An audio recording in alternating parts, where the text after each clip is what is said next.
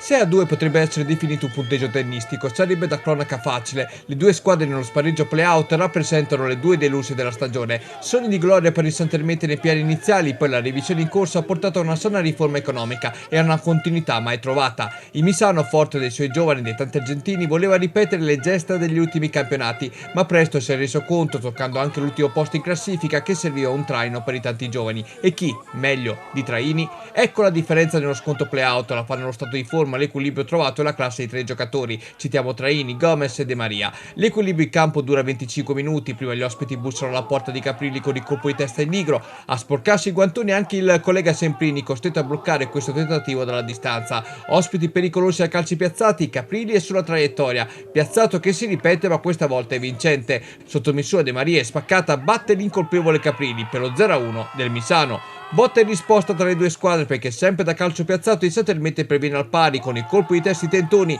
1-1 è ristabilita la parità in campo, segno X che è destinato a durare pochissimo. Traini in combinazione con Nigro alimenta e scarica il pallone tra i guantoni di Caprilli, ma dall'angolo l'ex Rimini sale in cielo, l'ascensore umano batte tutti per tempistica e impatto con il pallone. 1-2 e nuovo sorpasso. La replica del Santermete scaturisce proteste, Manfroni viene lanciato sul piede fuori gioco, ma per la terra arbitrale la posizione numero 9 è in offside. Minuti finali del primo tempo, alto calcio piazzato e alto colpo di testa vincente, questa volta a firma di Londero. Per l'incredibile 1-3, implacabile il Misano da ogni piazzato. Nella ripresa i verdi ci provano con Ponticelli, ma la conclusione è da dimenticare. Ma i giochi si chiudono presto. Assist delizioso di Gomez, Traini libero di colpi di testa, sigla il poker.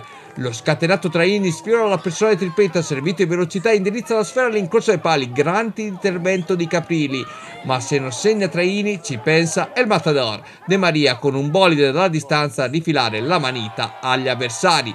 Segnali di orgoglio per il Santermete, Bento alza la mira. Fuchi, con la specialità della casa, direttamente a calcio piazzato, indovina l'angolo vincente con Semprini sorpreso. Lo show non finisce qui. L'ispirato Traini, in versione assistman, manda in porta De Maria. El Matador firma la personale tripletta. I giochi si chiudono qui. Il Misano festeggia la salvezza e Santermete retrocede amaramente, lo sconforto dei verdi manifestato in questa scena.